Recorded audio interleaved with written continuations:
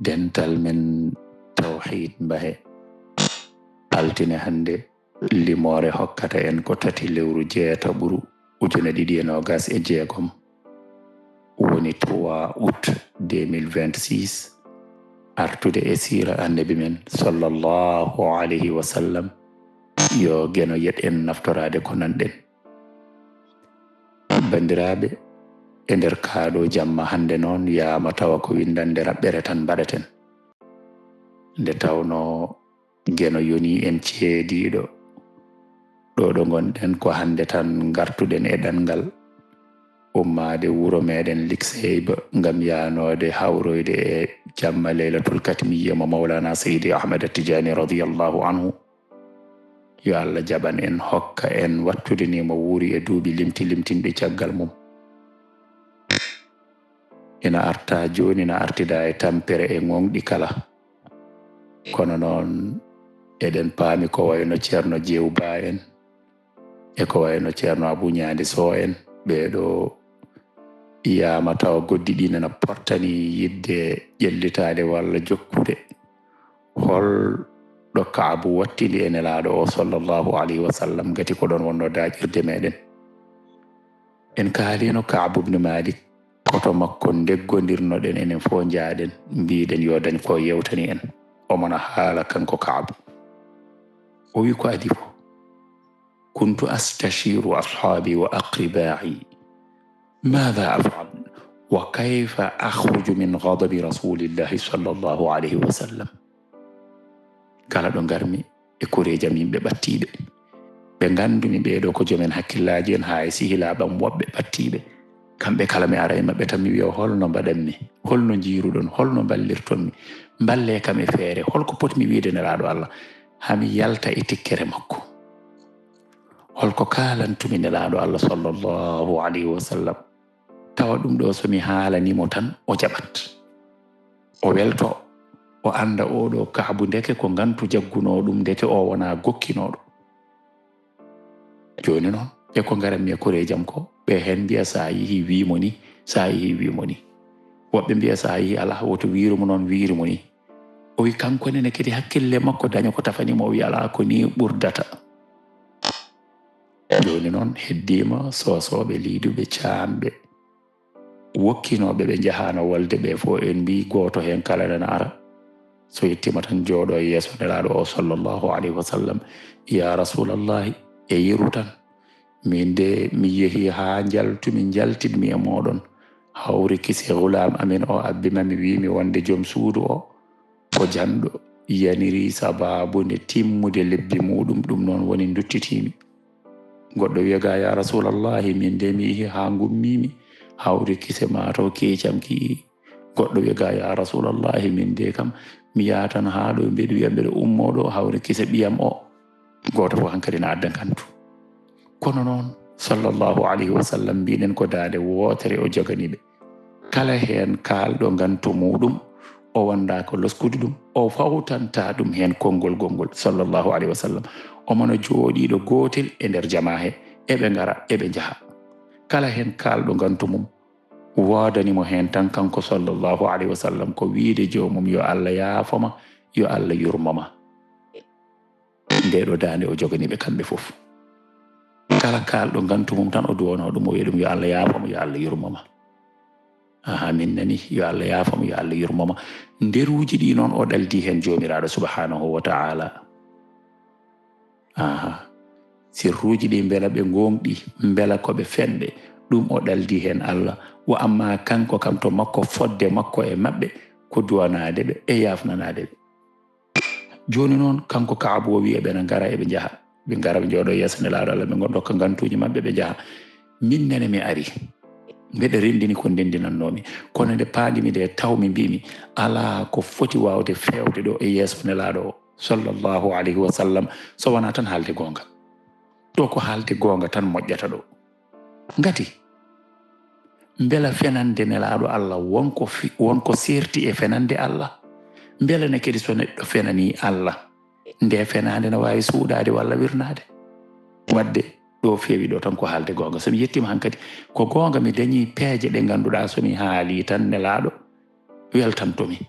kono no fenande nelaɗo Allah woni fenande Allah. Ɗo ko haalde ɗo gonga tan woni ko jimi ko feewi ɗo. O wi nden mi naati jama ka kanko Kaabo mo yewtana en. O wi ndeysan kitam potte gite nelaɗo sallallahu alaihi wasallam o daarimi tan o moosi. O wi nelaɗo Allah moosi kono noon ko moosaango neɗɗo tikkuɗo, moosaango neɗɗo ceɗɗo, moosaango neɗɗo mo weltaaki. tabassama tabassumal mughdab, moosaango neɗɗo tikkuɗo, neɗɗo tan ceɗɗo. mbimi assalamu aleykum ya rasulallah. nelaɗo ndaarimi wi wa aleyka assalam. taal ya Kaabu, ar. O wi nelaɗo wimi ijlis, jooɗo. jooɗimi yeeso makko. nelaɗo wimi ma khallafaka ya Kaab, alam takun qad ibta'ta markubak. Kaabu an kam holko lunduma, holko hadma tawtorede wolde nde, holko hadma yaade wolde nde. Mbela a soodano mbaɗɗatewa ma, mbela a heblano mbaɗɗatewa ma, ha minen fof min jii ɗum. holko lunduma Kaab? Kaabu wi mbimi ya rasulallah, wallahi law jalastu inda ghayrika min ahli dunya la alimtu anni sa akhruju min ghadabihi. laqad utitu jadala lakinnani a'lamu anni in kadhabtu alayka fa sawfa yutli'uka Allah. Kaabu wi mbimi e hema nelaɗo Allah. caggal nde nelaɗo wimo hol fof ko lunnuma, mate a soodano daaba ma, mate a soodano mbaɗɗatewa. O wi mbimi nelaɗo wallahi mbeɗa andi, mbeɗa yanana neɗɗo fof mo jooɗinomi e yeeso mum e nder yimɓe aduna ko ɓe mbawi wonde fof, wallahi mbeɗa yananama mi yaltu e tikkere mum, sabi momi haalan ɗum kono deeƴay hakkille mum tawa ko fenande nde battuɓe gonga, kadi jomum gonɗintama e ɗum. kono noon mbeɗa yanana an so tawi mi fenanima yama Allah ƴellitte fenande nde penanmami nde. ɗum jeyi sababu fa sawfa yutli'uka Allahu ala haali. Allah ƴellitma e dow alhaali am wonde komi penɗo.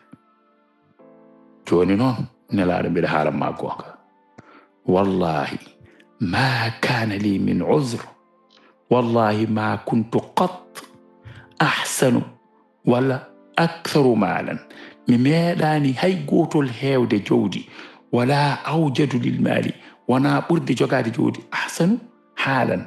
ɓurde mi meeɗani ɓurde moƴƴude alhaali, heewde cellal, wona heewde jawdi, ha yetti oɗo saha mo jaltannoɗen. o saha mo gonɗen e yaltude wolde, wallahi hay goto ɓuranomi sellude, hay goto ɓuranomi heewde jawdi ko jaarumi. mbeɗa jogii cellal ko jaarumi ya rasulallah, mbeɗa jogii jawdi ne kayne ko jaarumi, hay ngantu gooto mi ala ya rasulallah, komi gokkiiɗo tan seyɗane fewnitima yam. o wi nelaɗo sallallahu alayhi wa sallam wi amma hadha faqad sadaqa. so tawi ko oɗo kam gonɗi, ay firti ko kamɓe ɓeɗo heddiɓe ɓe arannoɓe gilanani ne kaala ɓe fof ko felɓe. wa amma oɗo kam haali gonga, amma oɗo kam o gonɗi. nde o haali o gasni tan kanko Kaabu o jaabi o gasni tan, nelaɗo yecciti e sahabaɓe woɓɓe ɓe jooɗodino ɗon ɓe wi amma hadha faqad sadaq. so tawi ko oɗo kam o kam gonɗi. kono noon ala fof ko mbawmi wiidema Kaabu, mi wiyatama a moƴƴini, mi wiyatama a bonni. ya ha Allah ñaawa e maɗa ko wawi ñaawde e ma fof. ɗon kanko Kaabu o wi jaltumi. nden mi yalti. aɗa andi noon Kaabu kadi ko joom gueɗal koyi, sabi arannoɓe hen goto fof yettoto tan haala gantu mum. kono Kaabu yettade nde nelaɗo ndaara mo ndeɗo daarande nde daarano hay goto. nelaɗo rutto kadi namdomo holko lunnuma, haalde e makko e sifa oɗo mo haaldiri e makko, tindini ko kanko Kaabu ko joom gueɗal e nder kamɓe heddiɓe. Kaabu ko neɗɗo keeriɗo, keeroriɗo to banggue wonde neɗɗo laabtuɗo e nder maɓɓe, gila to jambaragal hay wonde neɗɗo lolluɗo kaalowo nanane ko sha'ir ko jimannoɗo. ko neɗɗo kadi jewtuɗo kadi neɗɗo jewtuɗo mo ganduɗa kala ɗo woni yewata ko neɗɗo ganduɗaɗo ɗum jeyi sababu kanko Kaabu nelaɗo wimo joni yah ha Allah ñaway ma ko wawi ñawde ma fof kanko Kaabu o wi nden mi yalti korejam Banu Salamata en gabbi kam ɓe mbimi wallahi ma alimnaka kunta adnabta min meeɗani andude wonde a bakkadini dambam bakkat qabla hada hay gotol min meeɗa tinde aɗa waɗi bakkat ko adi oɗo ñalawma hande an a meeɗani bonnude so wona hande a meeɗa wadde ko boni so wona hande koreji ɗi garina pelamo ɓe mbimo holko haaɗi gantinoɗa hono no heddiɓe ɓe fof gantinori ni ayyani kaari en ɓeɗo fof ngari kala hen garɗo wiyata tan ko ya rasulallahi min mbeɗa jogino gantu naggam te wodani kono haɗani nelaɗo yafnanoɓe imsinanoɓe i anka aɗa wawno arde tan enen wodano kalduɗa kam fodde kono suurma ina yonma kay imsinogol nelaɗo Allah nelaɗo kay so yafnanimama Allah yafotoma Kaabu andi hande a waɗi ko boni Kaabu ko wurtuma e ɗum an Kaabu holto hakkille ma woni ndew wiyatomo jaabo on tawa goɗɗo ummimo toon arana heño Kaabu koni hande a waɗi ko boni an Kaabu i an ko wurtuma e ɗum ɗo eɓe pelamo ɓe mbiya wonde istighfar nelaɗo Allah kay ɗum kay no yonannoma o wi fa wallahi eɓena ngara eɓe garda goto ha kamɓe fof ɓe ndendi ɗo seram ɗo eɓe mbaɗi groupal maɓɓe hen goto fof no haalda banggue eɓe pelami fa wallahi ma zaadu yalumunani lawman anifan hatta aradtu an arjia fa akdhiba nafsi walla fa ukadhiba nafsi o wi wallahi mis ɓe ceerani eɓena pelami te ko peloje cattuɗe a yiyat neɗɗo yetto darami tan fela ha watta woyde Kaabu an kam ko mbaɗɗa ɗo ko i an aɗa wawno de wiide ni aɗa wawno wiitude ni anke Kaabu ka ɓoccone an cikara kadi joƴi kaari en kala garɗo gantinto haala gantu hayso wodani fewja fenade muɗum joƴƴina ɗon nelaɗo jaɓana ɗum rutto duwono ɗum aɗa ronkuno wadde noon ande nelaɗo duwono ma jahajuma neni joni a ɓili hoorema kanko Kaabu wiɓe ceerani eɓe pelami e ɗum ha pellitmi walla hatta ha tuyami ha ngoɗami e fittandam mbimi yomi rutto wadde mi fennoya hooram joni yomi ruttoto nelaɗo tan mi wiya nelaɗo e min noon kam mbeɗa jogino gantude mataw mi haalduno kaldumi ni tan mbimi yomi waɗ noon tawde koreji ɗi fof nena pelami te koɓe kalato ko no nande gonga joni yomi rutto mi yaha to nelaɗo tan mi wiya nelaɗo min de ko kalnomi nani ko mi fenanno ko kalannomi ko fof wodani de ñande mum mbeɗa jogino gantu naggam o mbimi mbeɗa waɗa noon o wi ɗo miijotomi wadde ɗum ɗo miijo wongo aranimi mbimi yomi namdo tawa mbimi ɓe mbela won goɗɗo haali hono ko kalmi ko min mbela won goɗɗo nde ari nde haaldi e nelaɗo Allah hono min ko kaldumi e nelaɗo Allah ko ɓe mbimona am ɓoccode hono ma kay ɗiɗo woɓɓe no gooti o wi holɓen o wi Muraratu ibn Rabi ɓe mbi Muraratu ibn Rabia oɗo kañum nde ari nde ko ni wi hono no mbiruɗa ni tan e Hilal ibn Umayya ɓeɗo ɗiɗo Hilal ibn Umayya e Muraratu ibn Rabia ɓeɗo ɗiɗo ɓe ngari ɓe kaaliri hono no kaalirɗa ni nelaɗo Allah wiɓe hono no nelaɗo wimani oy fa dhakaruli ɓe jangtani kam rajulayni salihayni qad shahida badra ndeysan ɓeɗo ɗiɗo ɓeɓe kaali noon ko worɓe ɓe jooɗami worɓe moƴƴuɓe ɓe ganduɗa ina tawtorono wolde badre wadde ɓeɗo ɗiɗo ɗo ɓe ndewi ɗo rewdemi ɗon wadde ko peewal tawde kay wona min tan gooto komi pellitnoɗo ruttade to nelaɗo Allah fodde no korejam ɗi pennirtami ni walla no jennirtami ni e no ɓe ñiŋirtami ni e no ɓe lawori e am ni komi pellitnoɗo ruttade to nelaɗo Allah mi fennoya hooram kono noon mi namdima mbela won goɗɗo haali hono no kaldumi ni haali gonga hono no kaldumi ni haali ko woni e mum hono no kaldumi ni ɓe mbi ɗiɗo woɓɓe tan ɓoccode mbaɗe no mani lundiɓe ɓe keewi 36 kono noon hen ɗiɗo tan onon tan ɓeɗo ɗiɗo ngari walla ɗiɗo ɓeɗo tan ko woni Murarata ne wonde Hilal ɓeɗo ɗiɗo tan ngari kaali hono no kalduɗa ni nelaɗo jaabi hono ko jaabi ma ko o wi min nene tawde ɓe jankani mami ɓeeɗo worɓe ɗiɗo moƴƴuɓe ɓeeɗo ɓe ngannduɗaa min mbeɗa jogii e mumen ñamtinorgal ko ɓeeɗo ngoni idole jam min mbeɗa jagi ɓe wonde koɓe idole jam min o wi jooni mbimi aha ɗum kay alhamdulillahi rabbil alamin tawde ɓeeɗo koni mbi ɗum kay wadde feewi tan jooni noon holko heddi o wi ko ɗo noon nelaaɗo sallllahu alayhi wa sallam haɗi yimɓe ɓe haaldude amen minen tato ɓe kanko Kaabo o wi ɗo nelaaɗo wi aha yeynama hay gooto e mooɗon woto haaldu e Kaabo woto haaldu e Hilal woto haaldu e Murarata allahu akbar fodde lewru haa yaadi e naange kanko Kaabo o wi mi watti faytude mbeddaji Madina niɓɓiɗiri kam wallahi ma hiya bil madinati allati a'rif wallahi ma hiya bil judrani allati ahrif mi wondi oɗo Madina wallahi wona oɗo Madina gandunomi oɗo Madina tal munawwara wallahi wona o Madina gandunomi ɗeɓale wallahi ɗeɓale mi andano ɗumen wona ɗeɓale gandunomi Madina de wona ni Madina wayanno hay goto haaldata e amin hay goto emin jooɗi fodde dumunna lewru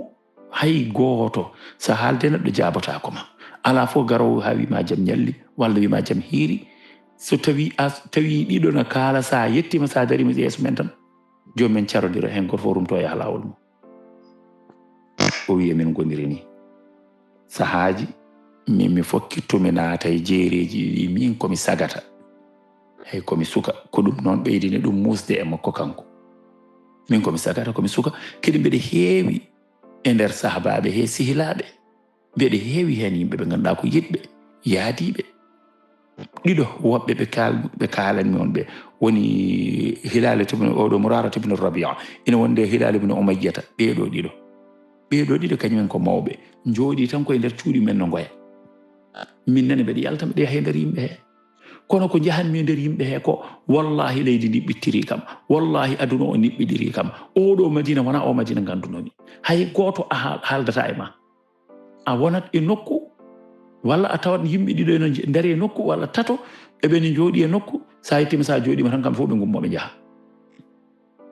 tawa ɗiɗo eno gone yewtere welde nde ganduɗa aɗa foti humpitade hen hunde jettoɗa namdoɗa tan jomumen goto fof jaggatinum yaaha fodde balɗe 50 koni min goori hay goto haaldata e amen o wi nden yeehi ha woni hedde lewru tan fawndu hay goto haaldani amen tammitinani tan ha nelaɗo Allah ari am woni mo nelaɗo sallllahu alayhi wa sallam tan neli e am kanko Kaabo ko adi ɗum o wi ƴeew so tawi mi naati jama ka mi arat mi naata jama hay goto maɓɓe haaldata e am so mi salmini hay goto salmittakomi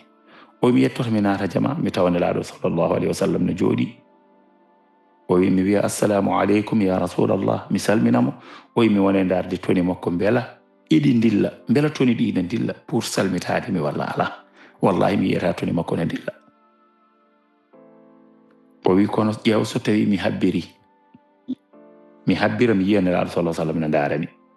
mo daarami o wi kono somi werlimomo yitere somi daarima tan o wona e wayno daarowo goɗɗum ni kono so tawi mi tokkima tan mi artiga tan o wona e darde mi somi wujjimo yitere so yitama mi daaramo tan o wona e darde goɗɗum ko ni de nelaɗo wondiri am kono wona nelaɗo tan Madina fof hay goto haaldata e am hay sonno wonino Madina fof nena haaldanno e am so nelaɗo haaldani am ko zéro saka noon joni ko nelaɗo e hoore mum haaldata e am hay goto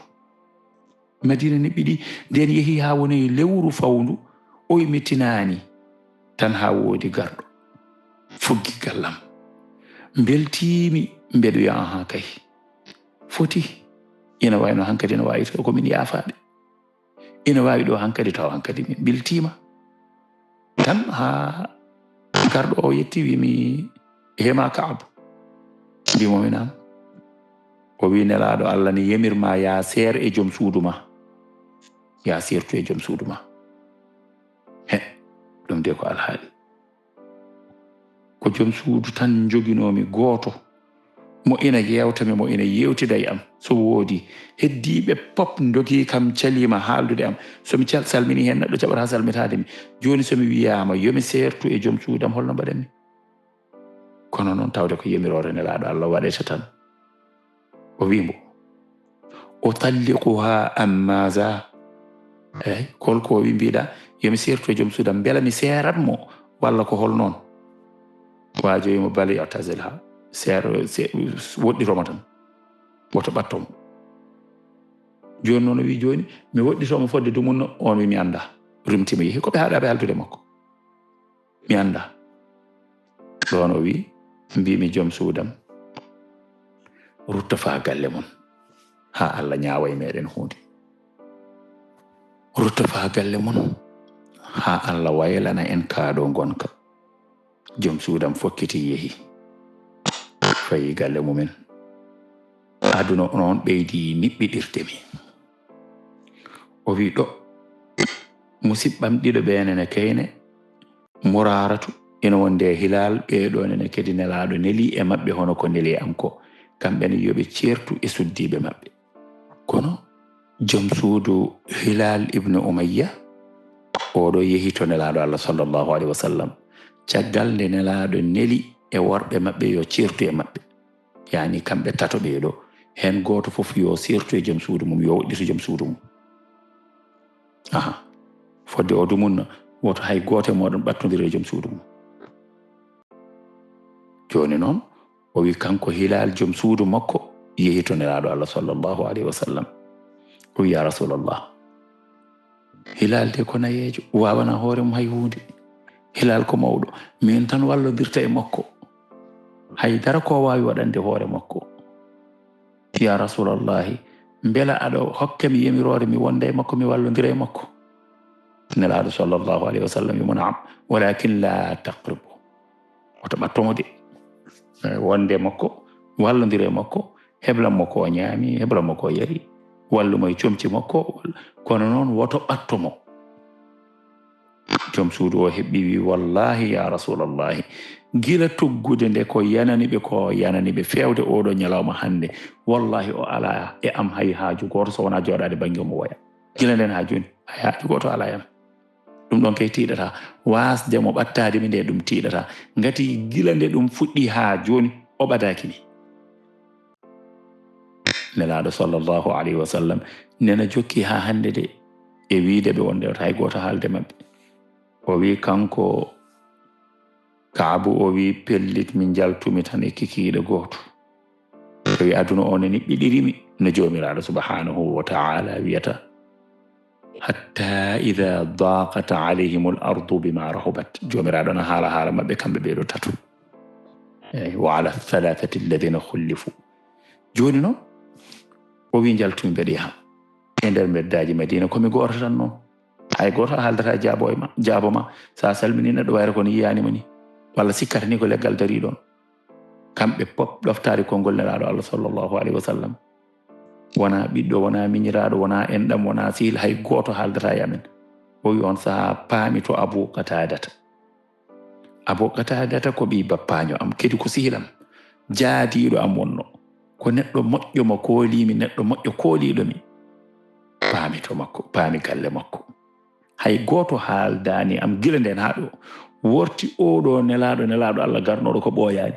oɗo goto de dañmi kaldude am fodde lewru fodde lewru oɗo goto haalde am te oɗo ne kadi ko haalde am ko kaɗo haala holɗum serte joom suudu ma aɗa andi o kay hani no taw haalani ni kono noon yamirore nelaɗo Allah sallallahu alaihi wasallam ɗon o wi kanko Kaabu o wi mbimi yomi yaato galle Abu Qatadata yama o kam jaabo kam yama kam mi daña kam nannuɗo konngol e nufuram tawa ko haala kuccuka e am o wi ngarmi ha jettimi galle Abu Qatadata sihilam no feewi min certatano minen tan ɗiɗo jiideteno jettimi puggumi galle makko o heɓtini sawtowolam o sali uddidde puggumi mbimomi e heema Abu Qatadata komin Kaabu ibn Malik woni ɗo o jaabaki mi o mona e jardin makko ɗon ɗo nder galle makko ɗo paami koye jardin o woni garmi tolnimomi ha potmi e makko mbimi ya Aba Qatada anne ko mbaɗanta kam ni udditam o jaabaki mi mbimi ya Aba Qatada o yi ewrumi o to bange e ɓalal he ɓurde ɓattade mo garmi ha ɓattimomi mbimomi ya Aba Qatada هل تعلم أني أحب رسول الله أحب الله ورسوله هما أبو قتادة بلكم أد عندي وند بديد الله بديد نلاد الله من دو so tawi tan tabiti am bedidi Allah bedidi nelaado Allah ko yidi fo yo won wallam Abu Qatada belad andirimi dum belad andirimi yidde Allah yidde nelaado Allah Abu Qatada jaabaki o bamti kongol kedi unshiduka Allah ya Aba Qatada bede nyaaguri ma Allah halanam hal ta'lamu anni uhibbu Allah wa rasulahu belad andimi bedidi Allah bedidi nelaado Allah Abu Qatada jaabaki o halti kedi lawol tatabol unshiduka Allah ya Aba Qatada ajibni ma Abu Qatada jaabumi bi min bela ada andi bedidi Allah bedidi walla bedidi nelaado Allah bela ada andirimi yidde Allah yidde nelaado Allah o wi Abu Qatada ko do jaabimi kono kongol gotol wallahu wa rasuluhu a'lam Allah nelaado mo buri andude basi khalas o biltima hen belad andirimi bedidi Allah bedidi nelaado Allah o wi mboko Allah nelaado mo buri andude gasi o wi do non gitam beddi kondi ko cooni non min nene ngoymi Kaabu fodde balde de pop ina muuse makko na haabe fittando makko kono ko hande o dañi wayde bojji cattudi caggal do waddini Abu Qatada mo ganduda be meedano sirtude kono non hande jabani hay jabade mo ndew salmini dum salmitaaki mo ndew namdi dum jabani jaabade mo ndew namdiri dum Allah ko lawol tatabol hay dum ne wi mo tan ko Allah ina laado mo gandi rumti jokke golle mudum ko do non bojji catte am o wi hankadi mi seerani non saha fo kedi mi yaha jama so mi yettima kono wanoni ha joni ko non tan so mi salmini nelaado sallallahu alaihi wasallam gonami koye darde toni makko bela toni dina dillira salmitorade mi walla ala o wi ko ni tan haɗani noon ha hande de nelaado so tawi mi naati jama ka tan wonata koye darde mi kono so tawi mi daarimo tan wonata koye darde goɗɗum o wi ko ni min daarimo so mi daarimo gite amen potti tan o ñippa gite ɗe e leydi woni darde goɗɗum sallallahu alaihi wasallam o wi ko ni de bandiraɓe gotol kikiɗe goto mbeɗa yahay beddaji Madina tan lawol e nder laabi Madina o wi tan ha nanmi sawtowol garowo o ina wulla dande dow man yadullu ala Ka'b ibn Malik man yadulluni ala Ka'b ibn Malik man yadullu ala Ka'b ibn Malik oɗon ewno dande dow bandiraɓe hole mon mono hollami Ka'b ibn Malik hole mon mono hollami Ka'b ibn Malik o yimɓe ɓe joofani kammo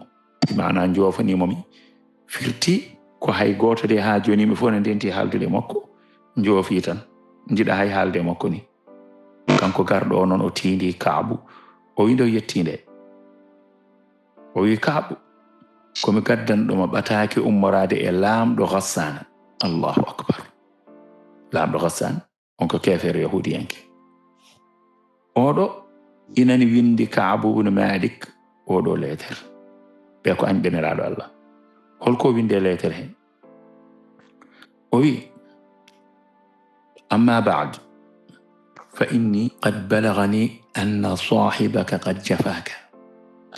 wa lam yaj'alka Allah bidari hawnin wala muti'a falhaq bina nuwasik Allahu akbar o winde gudditmi oɗo ɓataake oɗo leetre gudditmi ɗum tawmi woni hen ko ummade ammin laamɗo Ghasasina so ɗum yawti an Allah waɗanima e galle ko yera an a wona neɗɗo poɗɗo hoynede an ka neɗɗo tedduɗo poɗɗo teddinede joni noon mi nani musidɗo ma o bi maana koko ɗayi e ma tan musidɗo ma o sabu o welsinimama musidɗo ma o hoynima e nder rendo mumen o faanditi hen ko nelaɗo Allah sallallahu alaihi wasallam kamɓe ɓeɗo ko yahudiyankoɓe añɓe nelaɗo Allah o wi mi nani o wi Kaabu mi nani musidɗo ma o ko koynuɗoma e nder rendo ɗum noon fal haqqinano wasik ar fewto amen arga ta gasasina ga sa yettima minen mamin teddine mamin gardine mamin mbaɗane teddule mamin mbaɗane naggam sa yettima ɗo ko neɗɗo tedduɗo gonata ana wona neɗɗo poɗɗo hoynede o wi kanko Kaabu wallahi nden mi jangi o ɗo letter mbimi wallahi ɗum ɗo tigi woni noon jarabuye ɓurɗo bonde e jarabuye mo gonnomi o ko gonnomi ko e dow muɗum fof e musde e haɓnade e hulɓinade ko joni tigi dañmi ko ɓuri musdemi sonno ko goɗɗo wonanno ɗo joni ma wiyanno ɗum ɗo ko occasion ɗum ɗo ko fursa ara enelaɗo Allah ayde heferɓe noddi kam mbiyami ar kono noon min mi yiɗa heferɓe ɓe min ko an jiɗmi kanko Kaabu nde wonno giɗgol makko e Allah e giɗgol makko e nelaɗo sallallahu alaihi wasallam ko giɗgol labtugol giɗgol gandagol joni noon o wi kanko Kaabu nden mi jangi ɓataki o mbimi wallahi ko ɗum ɗo tigi woni musiba ɓurɗo bonde mo gonnomi o ko ɗum ɗo ɗon noon kanko Kaabu o wi ndagan mi furno wonno ɗon jaggumi lettre o duppumi ɗum o wi ko addinimi duppude lettre o ko hami serte makko mi uddira ɗon damal cheyɗane gati ɗum ɗo koye damuɗe cheyɗaneji jeeya cheyɗane o wi no wawi nadde e hakkillam naata e ɓerdam ya aha an kay sa fof tan somi yiɗi yiya lettre o cheyɗane no wawi siftindemi tan ɗo kay tawde a waɗama ni muusi walla nelaɗo wattaya goɗɗum janggo watta e am goɗɗum ñawore wonde ɓurde musde mi wiya mbeɗa porfitira ɗum wadde mi yaha mi notoyo ɓeɗo wadde yomi seek lettre o ngal ɗo damal cheyɗane uddo o wi jaggumi lettre o gaddumi ha e fuur ceekmi ɗum beddimi lettre o e nder fuur lettre o duppi o wi jokkumi e haajuji am hunde nde noon ha hande de nana tan ɓeydo niɓɓiɗirde min leydi ndi nana tan ɓeydo niɓɓiɗirde min e faaɗirde min ha woni jammaji 50 jamma capanɗe joyoɓo o wi oɗo jamma 50 nelaɗo sallallahu alaihi wasallam na walno suudu neni meɗen Salama Ummu Salama jafoɗon neni meɗen Ummu Salama o wi tan ha wahyu jippi e makko jomiraɗo subhanahu wa ta'ala ina haala tuubgol mabɓe be maana jaɓande ɓe tuubabuya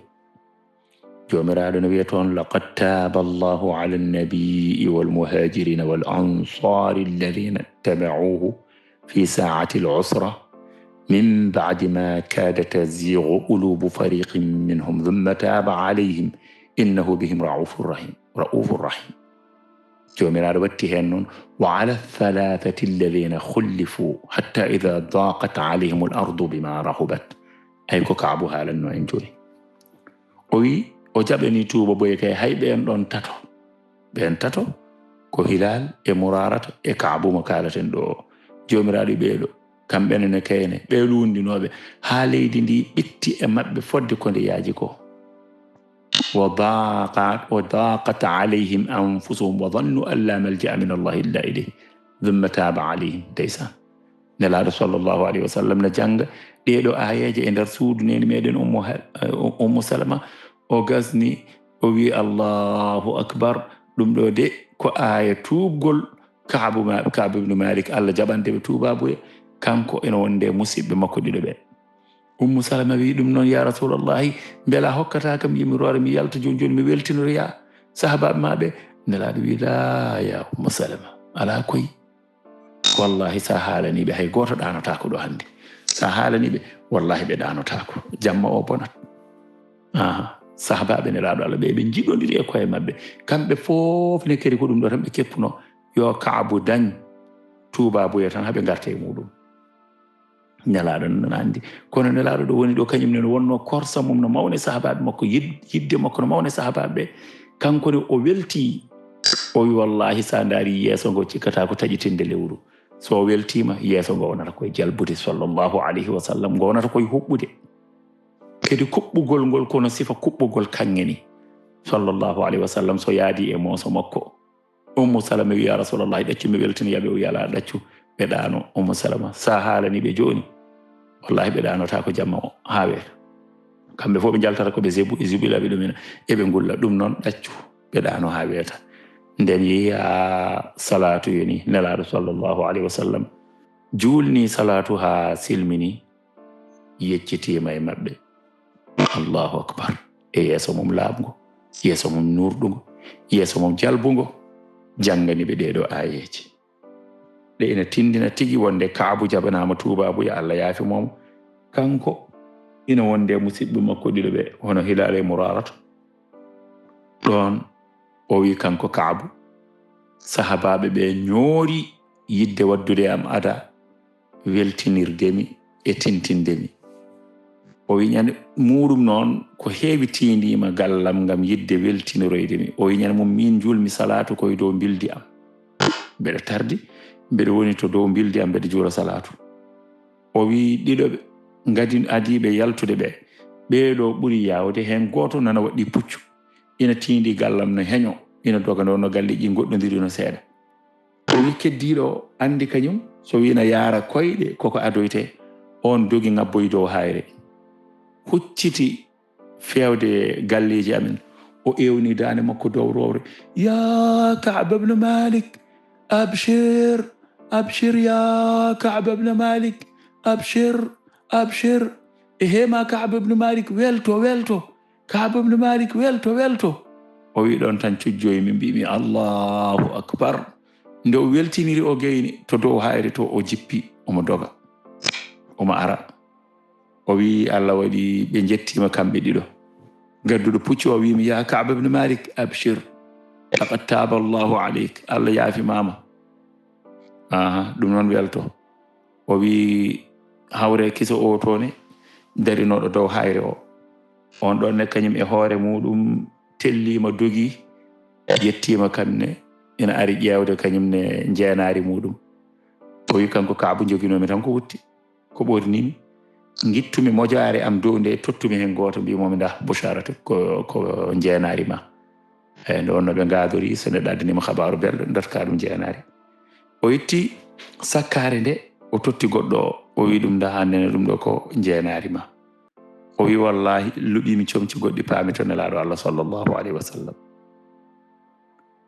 nden mi naati jamaka Ka'b ibn Malik o wi ya rasulallah jaafoɗon de bandiraɓe gonɗo ɗi koko pooli en no feewi nden mi naati jamaka o wi nelaɗo fote am yeeso ngona jalba e ngo huɓɓa o wimi ya Ka'b abshir bi khayri yawmin munzi waladatka ummuk weltoro e ñalawma ɓurɗo moƴƴude e jalɗi ma dendagal gila nde nene ma jibinma a ala hono oɗo ñalawma e welti a ala hono oɗo ñalawma e moƴƴude oye mbimi aminka ya rasulallah amin Allah beela ko umorade ma walla ko umorade Allah aɗa andi ko yiɗi namdade ɗon o yiɗi namdade ko beela ɗum ɗo kam ko Allah tan haalanma hakkunde moɗon onon tan ɗiɗo kaalanɗamin walla ala Allah koko jippiri amin Qur'an koye makko ummori direct nelaɗo wimo bal min Allahi ummori kay koye Allah Ka'b wi Allahu akbar alhamdulillahi rabbil alamin o wi nelaɗo kono noon e tuubgol am hen mbeɗa fellita sakkade dendagal jawdi am ndi noni fotirno fof mi sakko nelaɗo wimo ala o wi nelaɗo ɗaccumi waɗa ɗum nelaɗo wimo ala o wi nelaɗo komi beltiɗo nelaɗo wimo kono sakkade jawdi ma fof nde wona lawol o wi nelaɗo ɗum noon mi sakko hen feccere nelaɗo wimo ala nelaɗo mi sakko hen nayaɓal nelaɗo wimo ala ha to wiyoyno nelaɗo wallahi wa inna min tawbati o wi ma anjani illa sidqa wallahi dandani mi so wona gonga tan dandimi wa inna min tawbati alla atahaddatha illa bi sidqin hema nelaɗo min de mbeɗa andi ko gonga tan dandimi kono noon ina jeeya e tuubgolam hankadi ko mbeɗo yeynira tuubgolam ngol